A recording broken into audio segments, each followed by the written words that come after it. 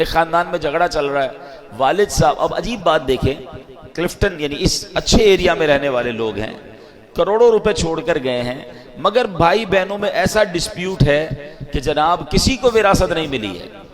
اچھا وراثت نہیں مل رہی، پراپرٹی بک نہیں رہی، انہی کے بچوں کو میں نے دیکھا کہ بیچارے وہ رکشا چلا رہے ہیں، اور جناب وہ کروڑ پتی ماں باپ کے بیٹے ہیں اور کھانے پینے کے لیے کچھ نہیں، علاج کے پیسے نہیں ہیں۔ ایک بار مجھے کوشش کرنے کا موقع ملا، میں نے کہا بھائی جب ماں باپ اتنے چھوڑ کر گئے ہیں، سب بھائی بہن بیٹھے ہیں اور تقسیم کر لے۔ تو پتہ بہنوں کی طرف سے کیا پیغام آیا کہ ہم جناب پورا حصہ لیں گے اور بھائی کو بھی پورا حصہ ملنا چاہیے۔ اب یہ حال ہو گیا ہے، کہیں عورت زیادتی کر رہی ہے،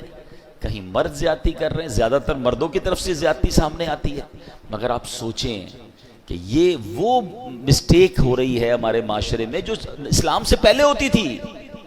مگر آج اسلام کے بعد بھی کوئی وراثت۔ اچھا پھر بھائی لوگ کہتے ہیں بعض اوقات کہ جناب اب تقسیم کریں گے تو کاروبار ختم ہو جائے گا، اب ابو کا چلتا کاروبار ہے، اگر بہنوں کو حصہ دیں گے تو ہماری پراپرٹیاں بیچنی پڑ جائیں گی، ابھی پراپرٹی کا ریٹ ٹھیک نہیں ہے، بعد میں بیچیں گے۔ ارے اللہ کے بندو، تمہاری 10 سال سے پراپرٹی نہیں بک رہی، بہن کو ضرورت ہے، اس کو بیچاری کو علاج کرانا ہے، اس کو اپنے بچوں کی شادیاں کروانی ہے، اس کو اپنا گھر لینا ہے، لیکن اس کے ہاتھ میں کنٹرول تو نہیں ہے نا۔ مگر اللہ دیکھ رہا ہے، جس کا جو حق ہے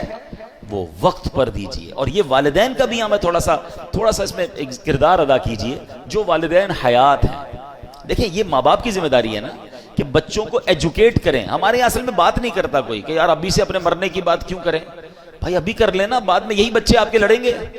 جن ماں باپ نے زندگی میں بچوں کی اچھی تربیت کی، مرنے کے بعد وہ سارے بچے جڑے ہوئے ہیں، محبت سے پیار سے بھائی بہن رہ رہے ہیں، اور جہاں بتایا ہی کچھ نہیں، سمجھایا ہی کچھ نہیں،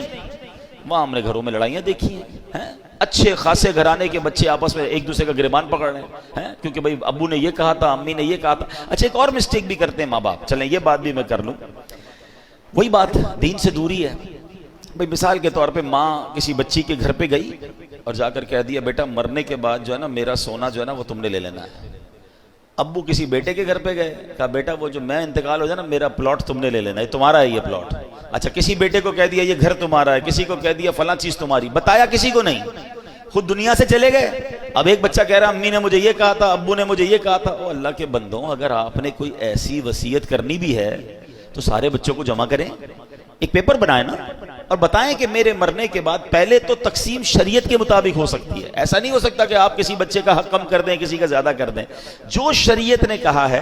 اس کے مطابق آپ سب کو بٹھا کے سمجھا دیں اور سب بتا دیں۔ بلکہ یہاں تو میں ایک اور مشورہ دوں گا کہ شریعت نے ہمیں یہ بھی اجازت دی ہے کہ ہم اپنے مرنے کے بعد ہمارے مال کا زیادہ سے زیادہ 1/3،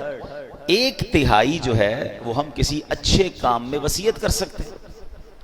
تو اگر اللہ نے آپ کو زیادہ مال دیا ہے تو آپ یہ بھی وصیت کریں کہ بھئی میرے مرنے کے بعد مثال کے طور پہ آپ کے مال کا 30%، 20%، 25% کسی صدقہ جاریہ والے کام میں کیا جائے، باقی بچوں میں شرعی حساب سے تقسیم ہو جائے۔ اگر یہ وصیت آپ کر جاتے ہیں تو فائدہ کیا ہوگا کہ اگر آپ کے مرنے کے بعد آپ کا جتنا بھی سرمایہ ہے اس کا 20-25% آپ ہی کے لیے خرچ ہو جائے، آپ کے مرنے کے بعد آپ کے لیے صدقہ جاریہ ہو جائے، کوئی مسجد، کوئی مدرسہ، کوئی کنواں، کوئی یتیم خانہ، بہت سارے صدقہ جاریہ کے کام ہیں، آپ کو جو پسند آتا ہے، کسی اچھی تنظیم کو آپ کو لگتا ہے کہ یار یہ لوگ اچھا کام کرتے ہیں ان کو دے دینا، یہ میرے لیے صدقہ جاریہ کا کام کریں گے، تو آپ کے تو وارے نیارے ہو جائیں گے۔ لیکن کلیئر کر کے جائیں، جھگڑا چھوڑ کے نہ جائیں۔